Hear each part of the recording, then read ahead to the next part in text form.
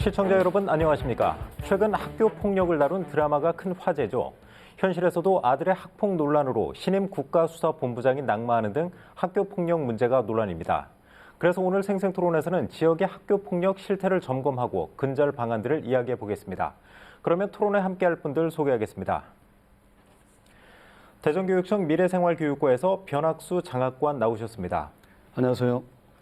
한국청소년정책연구원 성윤숙 선임연구위원 시간 내주셨고요. 안녕하세요. 다음은 이한나 변호사 자리하셨습니다. 안녕하십니까?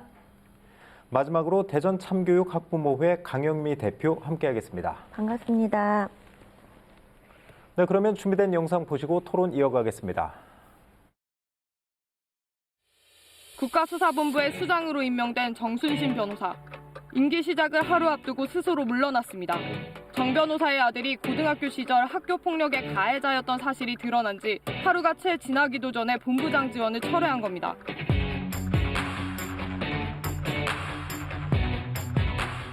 최근 더 글로리라는 드라마 때문에 국민들의 학교 폭력에 대한 분노가 상당히 높은 와중에 이런 일이 벌어졌고, 인터넷만 치면 다 나오는 정순신 자녀에 대한 문제를 교육부가 몰랐다면 그거는 책임의 방기고, 알았다라고 하면 대단히 악랄한 행위죠.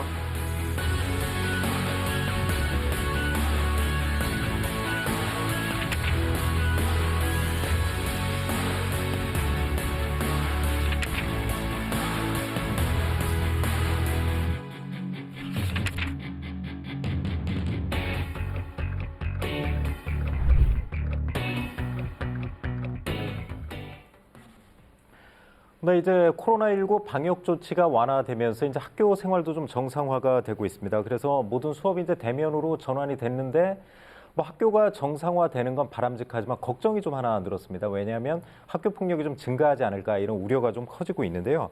우리 지역 실태부터 먼저 좀 파악을 해보겠습니다. 저기 변학수 장학관님 나오셨는데요. 어떻습니까? 학교 폭력 실태가 좀 수치로 좀 나타난 게 있나요? 예. 신학기가 시작된 지 얼마 되지 않았지만 최근 학교 폭력에 대한 사회적 우려가 그 어느 때보다 높은 실정입니다. 그렇죠. 예. 우리 대전 지역의 학교 폭력 실태는 매년 교육부와 시도교육청이 공동으로 시행하고 있는 학교 폭력 실태 조사 결과를 통해 알 수 있겠습니다. 네.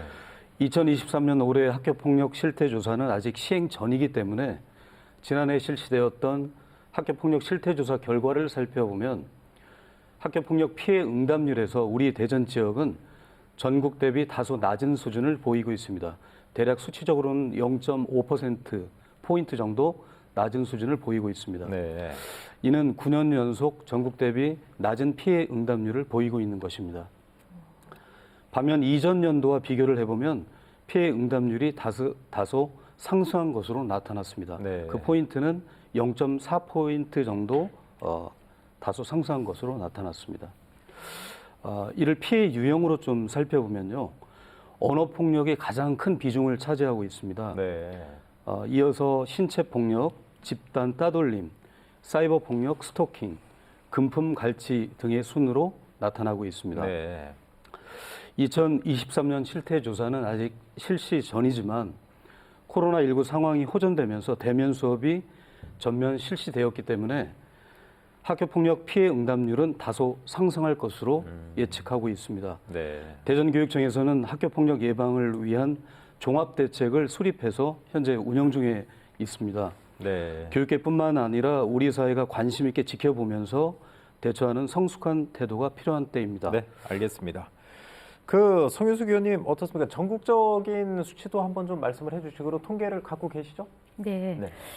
교육부의 그 최근 5년간 실태조사 결과를 보시면 17년도부터 19년도에까지 증가했던 학교 폭력이 20년 이후에 코로나19의 영향으로 소폭 감소를 했습니다. 네. 또 이렇게 실태조사 결과를 봤을 때는 이제 그 예방 효과가 최근에 이제 상승했다고 볼 수가 있을 것 같습니다.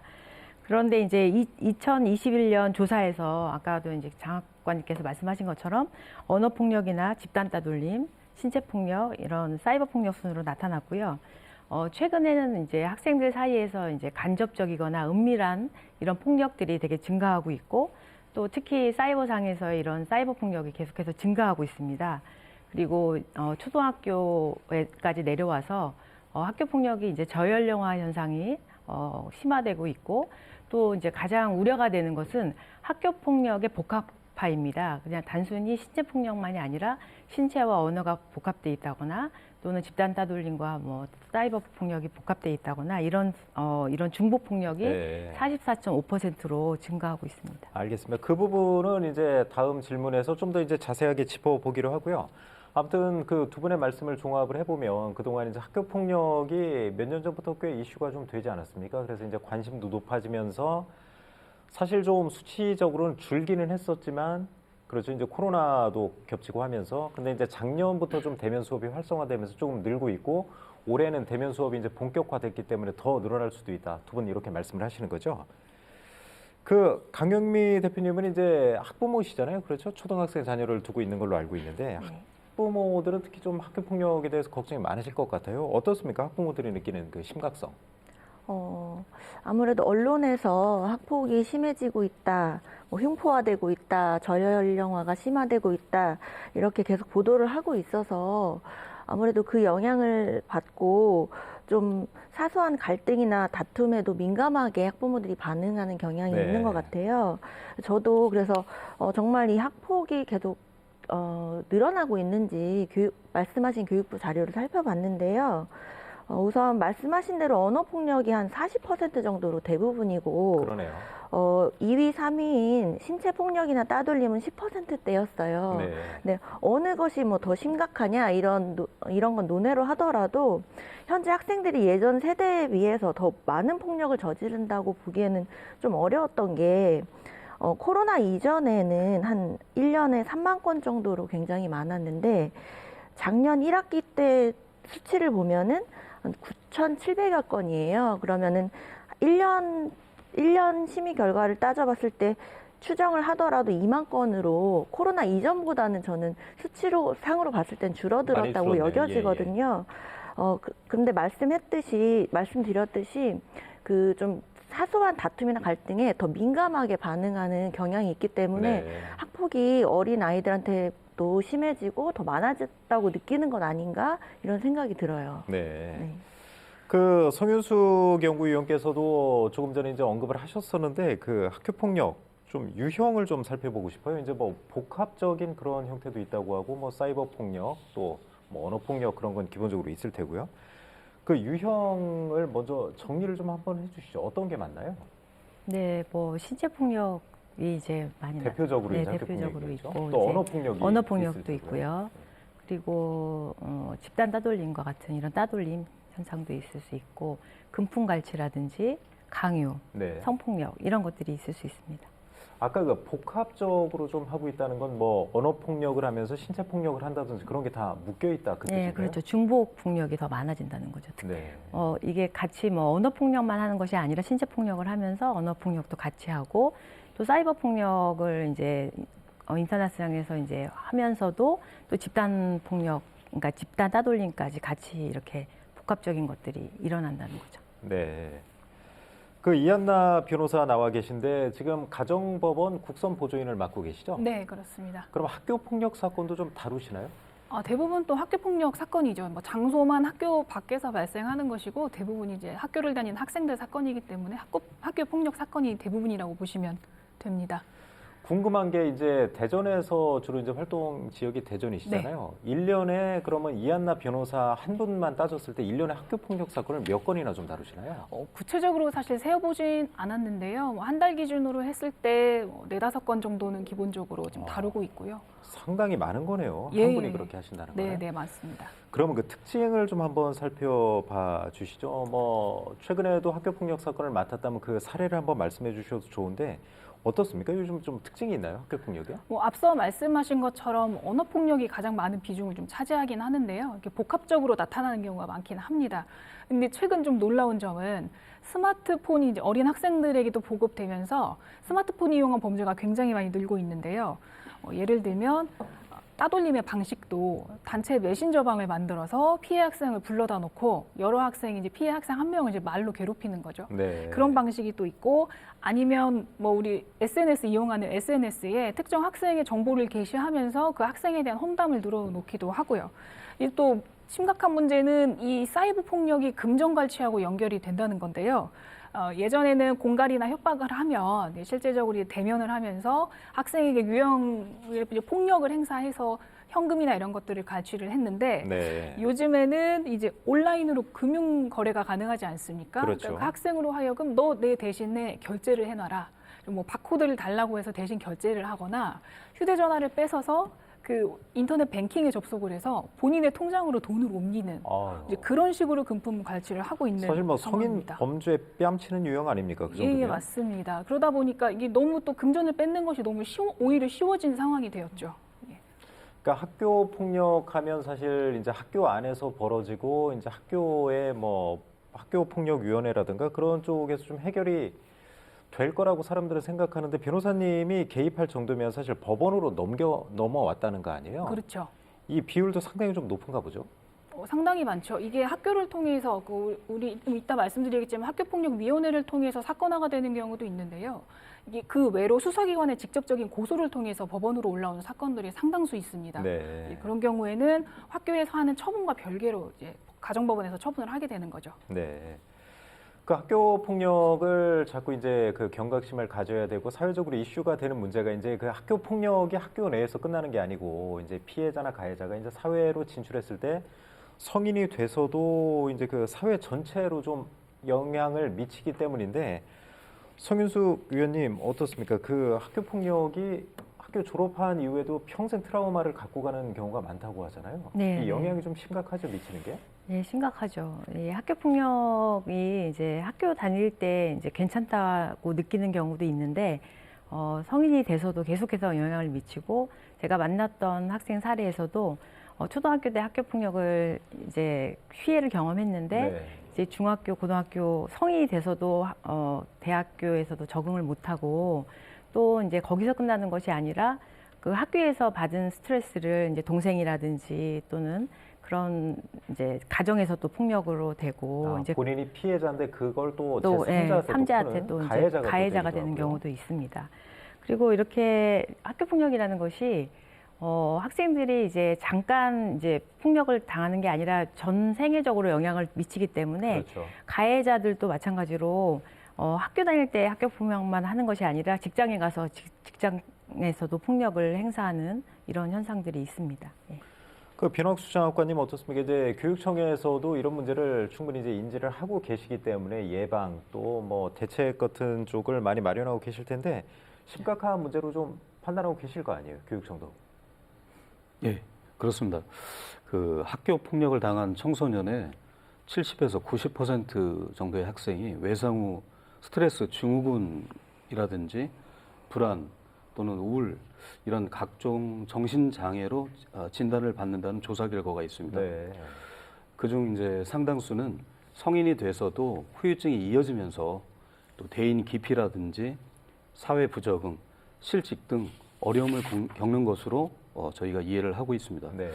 또 학교 폭력은 일부 가해자와 피해자의 어떤 문제를 넘어서서 사회에 지속적으로 악영향을 끼친다고 볼 수 있겠는데요. 네. 학교 폭력 예방을 위한 안전 장치를 강화하고 피해자와 학부모, 교사를 포함한 지속적인 사후 상담 체계를 마련해야 된다고 볼 수 있겠습니다. 네. 그 이한나 변호사님이 이제 그 학교 폭력 관련해서 국선 보조인을 하신다면 이건 피해자보다는 가해자 입장을 좀 대변해 주신다 그 말씀이죠? 예, 아무래도 그렇습니다. 네. 어떻습니까? 양쪽의 입장을 들어봤을 때 어때요? 가해자 쪽의 입장은 좀 어떻습니까? 좀 나름대로 이해되는 측면이 있나요? 그건 용납이 안 될 것 같은데. 피해자와의 관계에서는 사실 용납할 수 있는 부분은 그렇죠. 전혀 없고요. 다만 이 문제 소년이 법원까지 왔을 때 과정에 대한 이해는 제가 조금은 하고 있습니다. 그러니까 이 친구들이 재범률이 상당히 높은데요. 네. 이 학교 폭력 같은 경우에는 뭐 이미 한 번 범행을 행한 것도 거기에 대한 처벌도 중요하지만 두 번, 세 번 하지 않게 하는 것이 중요하거든요. 이제 그 부분에 대한 좀 조치들이 아직은 좀 부족한 것이 현실이고요. 그러면 가해자를 이렇게 좀 국선 보조를 하시다 보면 이제 뭐 피해자의 입장을 충분히 좀 이해를 하고 그쪽 입장을 분명히 들으셨을 텐데 보시기에 피해자들의 사례가 상당히 좀 심각한 거 느끼지 않습니까? 많이 심각하죠. 그러니까 저는 이제 교육에 대한 전문가는 아니지만 제가 생각할 때 이제 공교육에서 중요한 점은 뭐 저희가 기본적인 아이들이 지식을 습득하는 것도 있겠지만 학교에서 어떤 사회생활을 미리 연습하는 개념이라고 제가 그렇겠죠. 생각을 하거든요. 예. 그래서 그 사회적 관계를 이렇게 교우 관계를 통해서 형성을 해야 할 텐데 이렇게 학교 폭력을 당한 학생들은 이제 이미 기본적인 교우 관계에서 본인이 피해자가 되다 보니까 네. 나중에 커서도 나는 또 이런 피해를 입으면 어떡하나, 그리고 저 사람이 나를 해치면 어떡하나, 그리고 자존감이 또 상당히 하락하는 또 그런 문제들이 있어서 이런 부분 좀 살펴봐야 될 것 같습니다. 그러면 궁금한 게 당연히 이제 가해자는 피해 학생에게 이제 씻을 수 없는 상처를 주고 이제 사회적으로도 큰 악영향을 미치는 거잖아요. 네. 국선 보조인은 어떤 점을 좀 도와주시는 건가요? 근데 가해자를. 일반적인 형사 사건에서 국선 변호인이라고 생각을 하시면 되고요. 네. 이 친구의 최소한의 방어권을 행사하기 위해서 저희들이 일을 하고 있는 거죠. 그래서 뭐 구체적으로 범행에 이르는 경위나 피해자와 합의 여부 이런 것들을 제가 법원에다 설명을 하기도 하고 때로는 이제 피해 학생에 대한 합의를 이제 적극적으로 돕기도 합니다. 그러니까 뭐 가해 학생을 선처해 달라거나 적극적으로 옹호하는 것보다는 법률적인 이제 그런 과정에서 절차상 좀 돕는다 그렇게 좀 보면 그렇죠. 되겠죠? 이 친구를 무조건 선처해달라가 아니라 이 가해 학생에 대한 적절한 처분을 해달라는 그런 이야기를 하고 있는 겁니다. 네, 알겠습니다. 그 강영미 대표님은 좀 어떻습니까? 이제 자녀들도 그런 거에 대해 경각심을 좀 많이 갖고 혹시 내 자녀가 피해자가 돼서 이런 좀 후유증을 앓지는 않을까 이런 걱정이 좀 있을 것 같은데 확실히 좀 심각하게 느끼고 계시죠? 네, 저희 아이가 1학년 때 이제 스마트폰으로 친구가 메시지를 보냈는데 네. 굉장히 심한 말은 아니었지만 1학년 아이 입장에서는 좀 충격을 받을 수 있는 그런 문자를 받았어요. 그런데 그 문자를 우리 아이뿐만이 아니라 다른 아이들도 받았다고 제가 전에 들었거든요. 네. 그래서 선생님께 이 사실은 어쨌든 알려드려야겠다 생각해서 상담을 신청했고 그때 혹시 학교폭력 예방교육을 하고 있느냐라고 질문을 했더니 그건 당연히 하고 있다고 했어요. 그런데 SNS를 통한 이런 학교폭력이나 사이버 폭력에 대해서 자세히 교육하고 있느냐에 대한 답변은 제대로 하지 못하셨거든요. 네, 그래서 저는 현실은 지금 시대의 변화에 따라서 폭력의 양상이 다양화되고 있는데 학교 교육이 이거를 뒷받침되고 있느냐에 대한 의문이 있고 그리고 진행된다고 하더라도 좀 형식적으로 많이 진행이 돼요. 학교에서는 어떻게 진행되는지 자세히 알 수는 없지만 영상을 그냥 보여준다던가 아니면 학부모한테도 페이퍼로 그냥 나눠준다던가 이런 형태로 진행되기 때문에 좀 더 실효성 있는 예방 교육이 필요하지 않나 학부모 입장에서는 그런 의견이 있습니다. 네. 그 학교 폭력은 여러 가지 이제 부작용을 낳기 때문에 발생하지 않는 게 가장 좋지만 만약에 이제 발생했을 경우 좀 신속하게 대처하는 방법이 있으면 좋을 것 같은데 그 변학수 장학관님 교육청에서도 여러 가지 이제 시스템적으로 이런 걸 마련해 놓고 있잖아요. 학교 폭력 당했을 때 어떻게 좀 대처를 해야 될까요? 학교 폭력을 당했을 때 가장 중요한 거는 이제 신고를 한다든지 상담을 받는 것이 가장 중요할 네. 것이라고 생각합니다. 물론 이제 학교 내에서 직접 담임 선생님이나 또는 학교 폭력 책임교사 선생님에게 뭐 구두로 전화로 이렇게 이제 신고하는 방법도 있겠고 네. 학교 홈페이지 비밀 게시판을 이용하는 방법도 있겠지만 학생들이나 부모님 입장에서 조금 더 편하게 신고를 할 수 있는 그 외부 기관을 안내를 좀 해드리도록 하겠습니다. 지금 이제 자막으로 나오고 있는데 뭐 117과 1388 이런 번호 말씀하시는 거죠? 예, 그렇습니다. 예. 대표적으로 117 학교 폭력 신고센터를 이용하는 방법이 있습니다. 전화로 어디에서나 국번 없이 117을 눌러서 24시간 운영을 하고 있고 긴급 상황 시에는 경찰이 출동해서 긴급 구조를 실시하고 있습니다. 네. 또한 학교 전담 경찰관에게 문자 또는 전화로 신고하는 방법이 있겠는데요. 학교마다 스쿨 폴리스라고 하는 경찰관이 한 명씩 배정이 되어 있습니다. 그렇죠. 예. 이분들에게 신고하는 방법이 있겠습니다. 또 청소년 전화 중에 1388이라는 것이 있습니다. 네. 청소년의 일상적인 고민 상담부터 위기 상담은 물론 학교 폭력 상담 신고가 가능합니다. 마지막으로 푸른나무 재단 1588-9128인데요. 이곳에 연락을 하시면은 학교 폭력 관련 전화 및 사이버 상담을 실시하고 있고 다양한 법률 정보 등을 제공받으실 수 있겠습니다. 차관님, 그 117번 같은 경우는 그럼 정부 국가에서 운영하는 그런 번호인가요? 이 경찰청과 교육청이 연계해서 운영을 하고 있습니다. 네. 그리고 24시간 이제 그 대응을 가능하고 긴급 상황 시에는 경찰관 파견도 가능하다 이 말씀이시죠? 예, 그렇습니다. 네. 학교 폭력 당했을 때 지금 이제 안내해드린 그 번호 그것만 숙지하고 계셔도 신속한 대처가 좀 가능할 것 같습니다. 그 성윤숙 의원님 어떻습니까? 근데 이렇게 대책은 많이 마련해 있고 사실 학교 폭력 이슈는 뭐 잊을만 하면 터지는 거잖아요. 그럴 때마다 정부에서 대책 내놓고 교육부도 대책 내놓고 있는데 계속 끊이지 않고 발생하는 거는 그래도 뭐 대응 매뉴얼이라는 게 완벽할 수는 없잖아요. 좀 어떻게 보완할 점이 좀 더 있을까요? 현재 제도보다? 네, 뭐 개인적으로 생각하시는 게 있으면. 대응 매뉴얼이 잘 되어 있습니다. 그렇지만 이제 실제적으로 학교 입장에서는 대응 매뉴얼대로 할 수밖에 없는데 뭐 인지하고 감지하는 그런 부분에 대해서 교사가 이제 적극적으로 실제적으로 이제 관계 회복이라든지 이런 걸 해야 되지만 법적으로는 어쨌든 뭐 즉시 분리라든지 이런 법적인 절차에 따라서 해야 되기 때문에 교사 입장에서는 이제 추후에 이제 뭐 상담을 잘못했다거나 그 개입을 잘못했을 경우에 이제 학부모님들이 교사를 갖다가 뭐 그 소송을 한다거나 네. 이런 것들에 휘말리다 보니까 선생님들이 그냥 뭐 교육지원청으로 이렇게 넘긴다거나 네. 이런 사례들이 좀 발생하는 것 같습니다. 그 장학관님은 어떻습니까? 이번에 이제 국가수사본부장 그 사례에서 봤듯이 이제 가해 학생 쪽에서 계속 이제 소송을 제기하면 사실 이런 제도도 다 무력화되는 측면이 있지 않습니까? 요거에 대한 보완책 같은 경우는 없습니까? 뭐 교육부 차원에서 마련을 해야 되는 건가요? 그럼 이거는?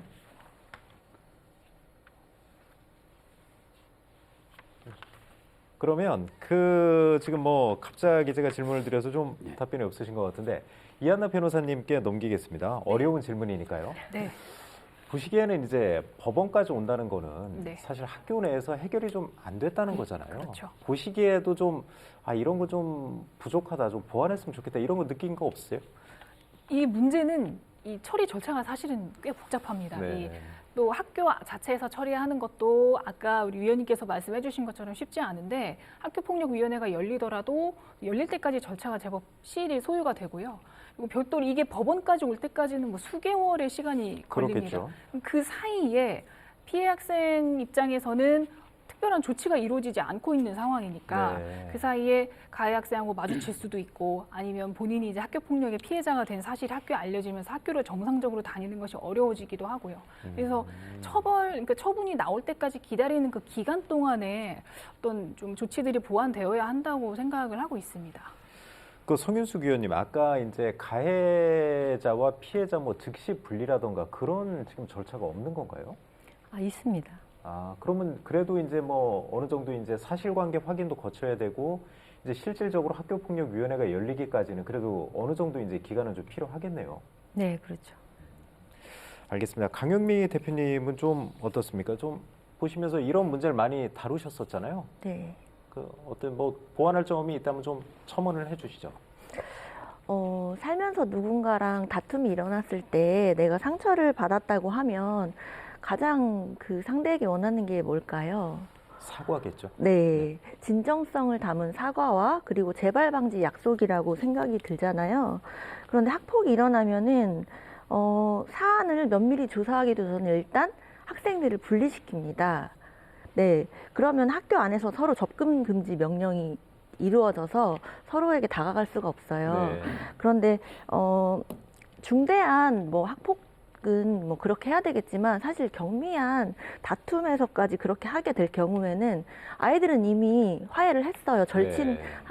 절친끼리 살짝 다퉜는데 그게 학폭으로 신고가 되고 그 사이에 조사하는 기간에 아이들이 이미 사과를 하고 잘 지내고 있는데 그 과정에 넘어가면서 가해자, 피해자가 분리가 되고 가해자는 이제 그 징계 절차를 밟게 되면서 나는 이미 처분을 받았어. 나는 면제받았어. 이렇게 여기는 거고요. 상대 측 친구는 이제 제대로 된 사과는 받지 못하는 그런 경우도 사실 발생을 하거든요. 네. 그래서 그리고 또 변호사님 말씀하셨듯이 이 처리 과정이 너무 길다 보니까 그 과정에서 맞고소나 2차 가해 뭐 또 생기부에 기재되는 부분을 지연시키기 위해서 소송을 좀 네, 제기한다든지. 소송 제기하는 문제 이런 여러 가지가 문제가 있어서 이런 제도적인 절차를 보완하는 것이 좀 학폭을 해결하는 데 도움이 될 것 같습니다. 네. 그 변학수 장학관님께 이제 다시 돌아가서 지금 가해자와 피해자의 분리가 조금 지연된다거나 아니면 학생들끼리 아주 사소한 다툼인데도 너무 이제 원칙대로 학교 폭력 그 매뉴얼에만 하다 보니까 아이들끼리 이제 사과를 한 상태인데도 또 과도하게 이제 분리 조치를 한다든지 여러 가지 이제 좀 뭐 문제점이 있는 것 같아요. 예, 그렇습니다. 그 중에서도 근데 피해 학생이 보호받아야 된다는 거는 뭐 누구나 다 동의하는 사실이잖아요. 예. 피해 학생 그 보호 조치 같은 경우는 어떤 게 좀 지금 진행이 되고 있나요?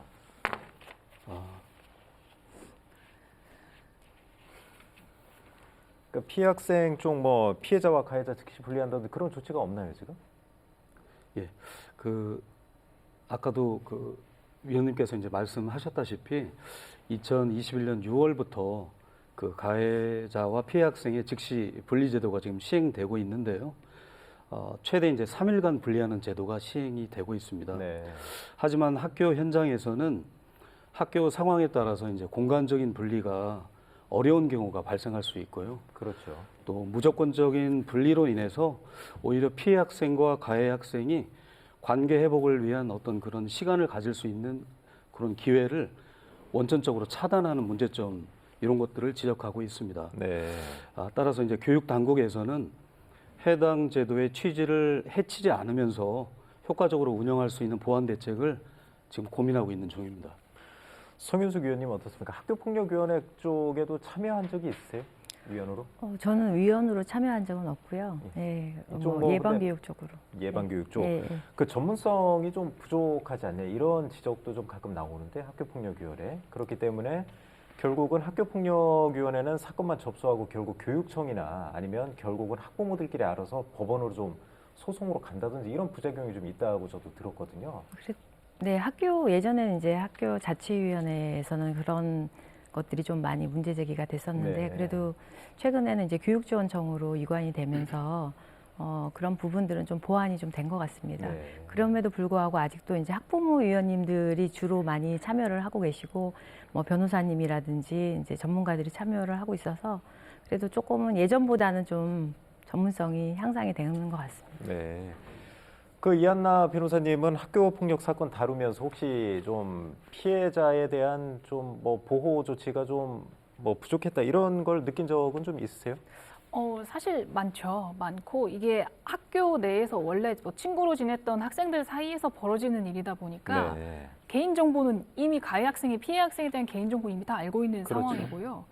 피해 학생 부모님이나 피해 학생이 원하지 않는데도 일방적으로 집에 찾아가거나 일방적으로 전화를 하거나 전화를 안 받으면 다른 사람 전화를 빌려서 전화를 하거나 그래서 합의를 강요하는 경우도 있고요. 그럼 명백한 뭐 2차 가해라고 볼 수 있지 않을까요? 네, 그렇습니다. 이걸 피해 학생 입장에서는 이 친구와 마주치는 것도 두렵고 목소리를 네. 듣는 것도 싫은데 본인의 의지와 상관없이 이미 오픈된 정보로 인해서 그런 합의나 이런 것들에 대한 회유와 협박을 사실상 받고 있는 셈이 되는 거죠.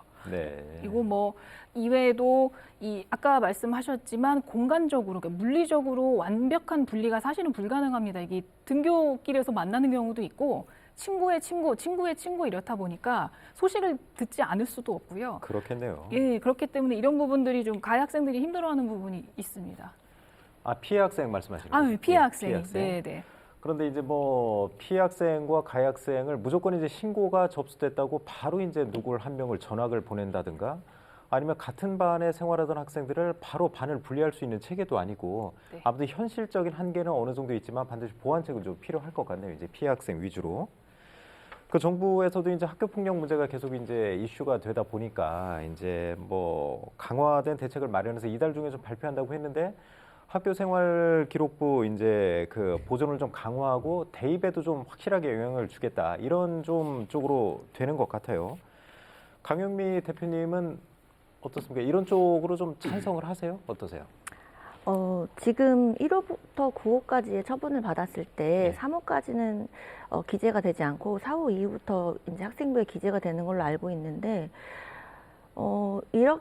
이런 상황에서 이제 4호 이상의 처분을 받은 학생들이 3호 이하로 다시 처분을 낮추기 위해서 방금 말씀드린 소송 소송, 같은 걸 예. 계속 이용한단 말이에요. 그래서 전 대입에 영향을 줘야 된다, 더 엄벌해야 된다 이런 주장을 하시는 분들에게 말씀드리고 싶은 건 그런 엄벌을 계속 추가한다고 하더라도 법을 이용한 권력자들이 네. 어떻게 해서든 이것을 빠져나가려고 한다면 방법이 없다는 거예요. 네. 그래서 저희가 이 학폭법을 만들고 계속 개정해 나가는 이유는 가해 학생에게 벌을 많이 주는 거에 목적이 아니고 피해 학생을 다시 학교에 잘 다니게 하고 서로 관계 회복을 위해서 노력해야 된다고 생각을 하는데 네. 지금 계속 초점이 가해 학생에게 더 심한 징계를 줘야 된다는 쪽으로 가서 조금 초점이 빗나간 건 아닌가 그런 생각을 하고 있어요. 그러네요. 그래도 이제 학생들이 대입이 사실 가장 첫 번째 목표이긴 한데 그 부분에서 학교 폭력을 하면 대입 때 반드시 불이익을 주겠다. 이런 거는 어느 정도 효과는 보지 않을까요? 그런데 지금 대입에 영향을 미치기 때문에 오히려 입시 원서를 쓰기 전까지 계속 시간을 끄는 형태로 소송이 진행되고 있어요. 네. 그러면은 돈과 권력을 가진 사람들은 더 유리할 수밖에 없는 현실이고 또 학폭에서 이제 가해자로 확정되기 전에 자퇴를 해버리는 경우도 굉장히 많습니다. 그렇겠네요. 네, 그러면은 학폭으로 불려가지 않고 그냥 넘어가게 되는 거예요. 그럼 대입에 전혀 영향을 미치지 않거든요. 그래서 아까 말씀드린 대로 이런 제도적인 장치를 보완하는 것이 더 중요하다고 생각합니다. 예를 들어서 좀 행정 심판 결과도 접수 후에 30일 이내로 통보한다던가 이런 좀 처리 기간을 좀 짧게 한다든가 뭐 여러 가지 이런 방법들을 모색해야지 대입에 영향을 준다고 해서 이게 실효성이 있을까? 그런 의문이 들어요. 네. 그 변학수 장학관님 어떻습니까? 지금도 학교 폭력을 하면 생활기록부에 기록이 되고 대입에도 이제 감점 요소로 작용이 되는 거잖아요. 예, 이걸 더 강화한다는 거죠, 교육부는. 예, 그렇습니다. 뭐 교육청도 원칙적으로 찬성을 하시나요? 효과는 있을 것 같은데.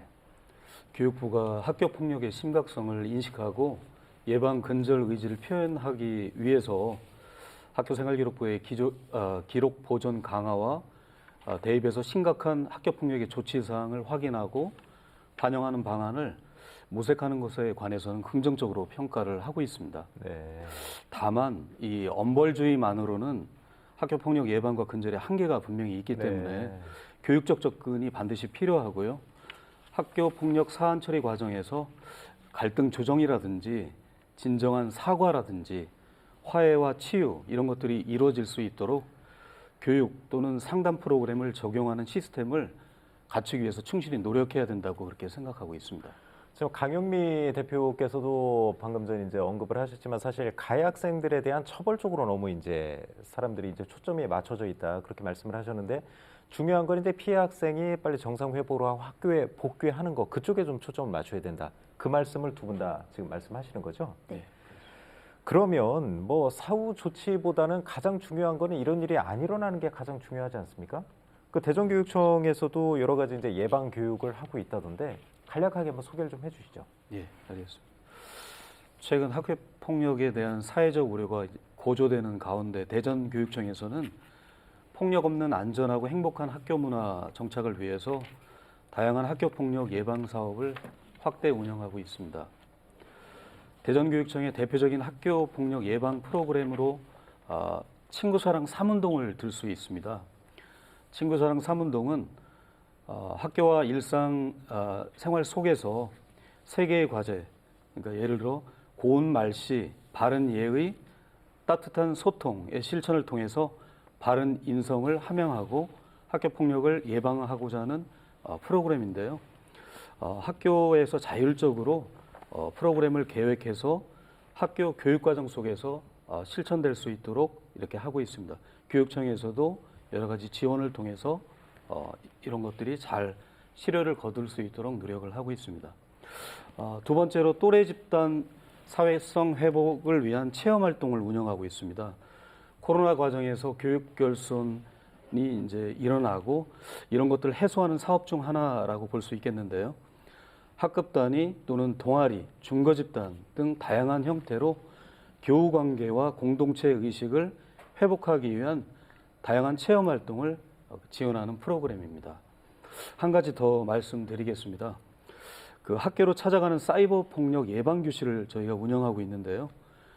이것은 일선 학교의 사이버 폭력 예방을 위해서 대전경찰청 사이버 수사대와 협력해서 전문 경찰관이 강사로 활동하면서 학교 폭력 예방 활동을 지원하고 있습니다. 예, 다 끝났나요? 뭐 더 하실 게 있나요? 예, 이 외에도 2015년부터 친구사랑 창작 동화집을 매년 저희가 발간해서 보급하고 있습니다. 네. 작가는 물론 이제 일선 학교 교사들입니다. 선생님들이 학생들이 일상에서 겪는 문제나 갈등을 소재로 해서 내용을 구성하고 이를 극복하는 과정을 담고 있습니다.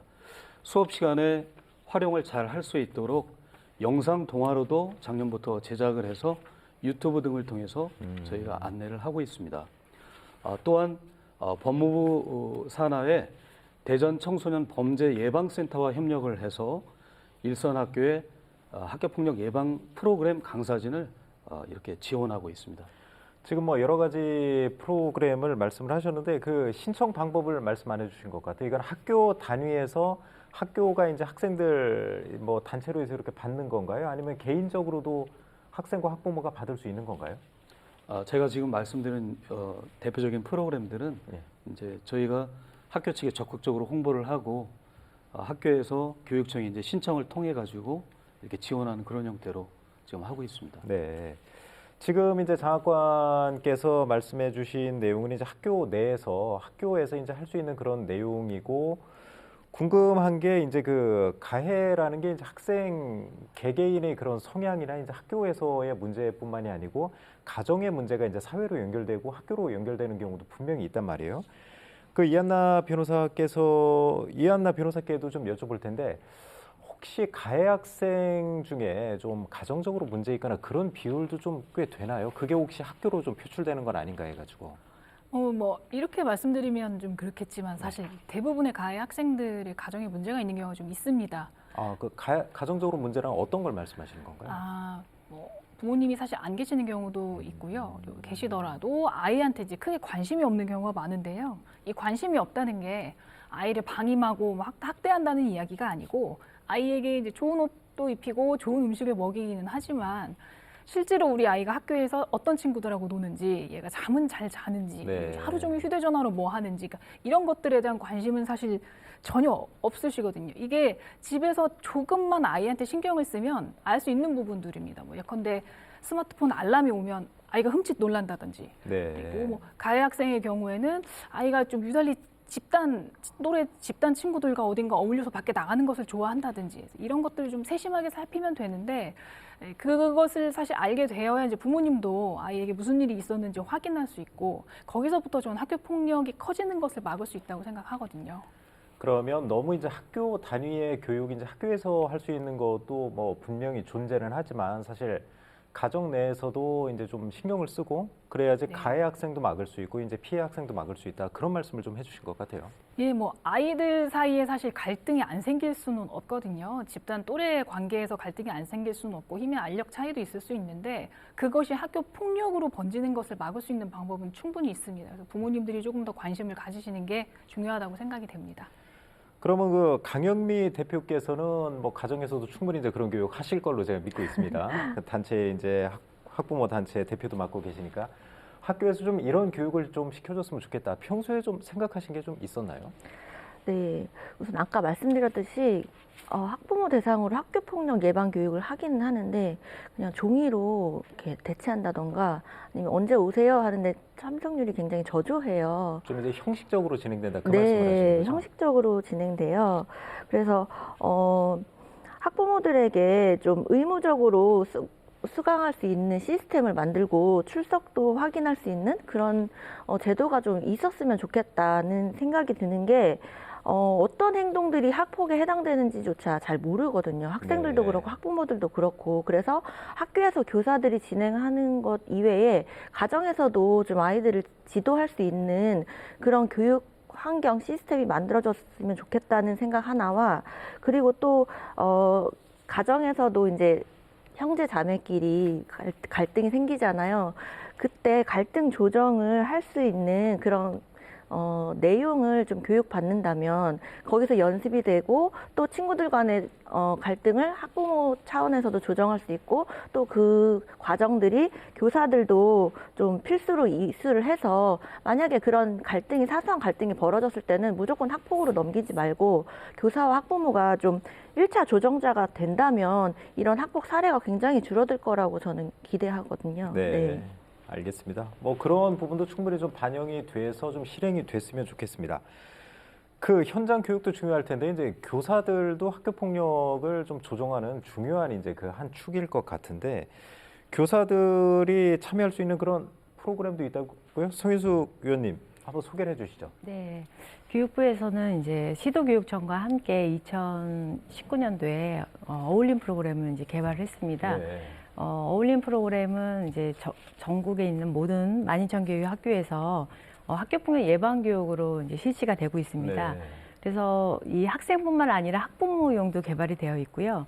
어울림하고 사이버 어울림 142종이 벌써 다 개발이 되어 있습니다. 그래서 어울림 기본과 또 심각한 문제가 를 예방하기 위한 심층 프로그램, 또 중고등학교에서 교과와 연계할 수 있는 교과 연계 프로그램들이 벌써 다 개발이 되어 있고요. 네.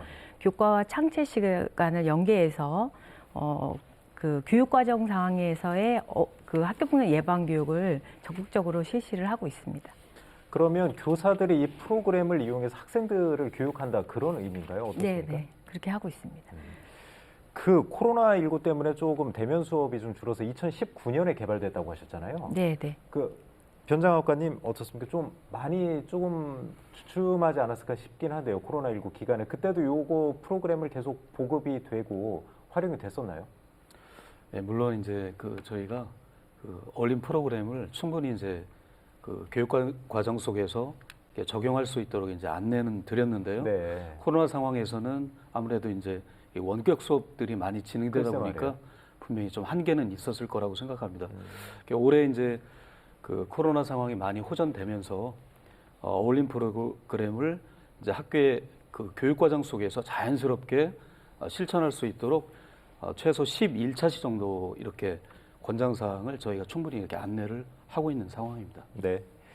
그 오늘 토론 모두 이제 좋은 말씀 해주셨는데요. 토론이 이제 거의 마무리할 시간입니다. 그래서 이제 마무리 발언으로 짧게 좀 한번 부탁드릴게요. 그래서 이제 학교 폭력을 근절할 수 있는 방안도 괜찮고요. 이제 2차 피해를 막기 위한 방법도 괜찮고 본인이 평소 생각하시던 그런 문제에 대해서 짧게 한번 말씀을 부탁드릴게요. 그 송윤숙 위원님부터 한번 말씀해 주시겠어요? 네, 학교 폭력은 무엇보다도 이제 학생뿐만 아니라 학부모, 교사, 또 그 학교, 또 그 정부, 또 전 국민들이 다 함께 노력을 해야 됩니다. 누가 한 사람의 노력으로 할 수는 없고 모든 공동체가 함께 다 관심을 가지고 하는 것들이 되게 중요할 것 같고요. 이제 부모님들의 의식 전환이 좀 필요한 것 같습니다. 네. 지금 현재 4차 산업혁명 이후에 이제는 공부도 물론 중요하지만 인성이 돈이고 이제 성공이고 또 청소년들에게 어쨌든 이런 사회 정서적인 역량을 키우는 것들이 되게 중요하거든요. 어울림 네. 프로그램에서 다른 사람을 이해하고 또 공감하고 갈등 상황이 됐을 때 갈등 해결을 어떻게 하고 또 어떻게 소통하고 자기 감정을 어떻게 조절하고 또 자기 존중감을 어떻게 향상하는지 이런 것들이 이제 어울림 프로그램에 다 담아 있거든요. 그래서 이런 그 부모님들의 어떤 자녀에 대한 책임 의식을 좀 가질 필요가 있을 것 같고요. 최근에 이제 저출산이나 학생 수 감소라든지 이런 교원 지원율이 되게 감소하고 있잖아요. 그런데 네. 교육은 사실은 그 고부가가치의 인재 육성으로 봤을 때 되게 중요합니다. 그리고 이제 앞으로 이제 교과 과목을 선택할 수 있는 그 고교 학점제가 이제 도입이 되고 그렇죠. 예. 이런 자기주도 역량을 이제 길러줌으로써 창의적 융합 인재 육성으로 나가는데 학급당 이제 학생 정원도 좀 최소화하고 네. 이제 교사분들이 집중적으로 학생들을 좀 관리할 수 있도록 상담하고 조기 개입을 할 수 있는 게 되게 중요하고 또 무엇보다도 이제 업무 재구조를 통해서 이제 인성교육과 교과를 갖다가 충실하게 좀 할 수 있도록 하는 것들도 필요하고 어떤 서열화보다는 학생들의 이런 외국의 이제 버칼로레아처럼 사회 정서 역량을 좀 측정을 해서 잠재적인 인재로 이렇게 갈 수 있는 방향들 이런 네. 것들이 제일 필요하다고 네, 생각합니다. 알겠습니다. 변학수 장학관님도 이제 대전교육청에서 학교 폭력 문제 이제 총괄하고 계신데 짧게 한번 말씀을 해주시죠. 네. 그 학교 폭력 피해 학생의 보호는 학교의 역할만으로는 충분하지 않다고 이렇게 생각이 됩니다. 학교 밖에서 생활하는 과정에서도 보호 대책이 또 마련되어야 하고요. 피해 학생의 가정이 겪는 그 어려움을 치유할 수 있는 방안도 마련되어야 하겠습니다. 따라서 학교 폭력 문제는 이제 가정과 사회, 학교의 공동 책임이라는 명확한 방향 아래 그 현실적인 다양한 제도가 마련되어야 한다고 그렇게 생각합니다. 네, 이한나 변호사님도 뭐 마무리 말씀 짧게 해주시죠. 생각보다 우리 아이들이 굉장히 생각을 많이 하거든요. 부모님 생각보다는 아이들이 성숙한 면도 있고요. 그렇기 때문에 이게 친구와 다툰 것을 무조건 학교 폭력이라고 또 생각하기보다는 어떤 그 과정에서 갈등 해결해 주는 방법을 잘 알려주시는 게 중요할 것 같습니다. 네, 짧게 아주 정리해 주셨고요. 강현미 대표님도 마무리 말씀해 주시죠. 네, 저희 단체에서는 이전부터 범죄와 교육을 분리해야 된다는 주장을 했었어요. 네. 그래서 범죄에 해당하는 중대 사안만 좀 경찰에서 다루고 경미한 갈등은 학생생활교육위원회에서 다루고 또 그 교사의 중재 역할을 좀 강화시켜서 가장 교육 전문가인 교사가 해결을 하되 너무 그게 업무가 가중되거나 어렵다면은 갈등 조정 전문가를 투입하는 그런 방향으로 해서 원래의 목적인 공동체 회복, 관계 회복에 중심을 두는 그런 교육이 되었으면 하는 바람입니다. 네. 네 분 모두 좋은 말씀 해주셨습니다. 그 학교 폭력 문제가 불거질 때마다 이제 대책들은 나오지만 사후 약방문식 처방에 그친다는 지적이 반복되고 있습니다. 앞으로 좀 더 선제적인 예방과 실효성 있는 대책 논의되길 바라겠습니다. 생생토론 여기서 마치겠습니다. 토론 함께하신 네 분 모두 감사드리고요. 시청자 여러분 고맙습니다.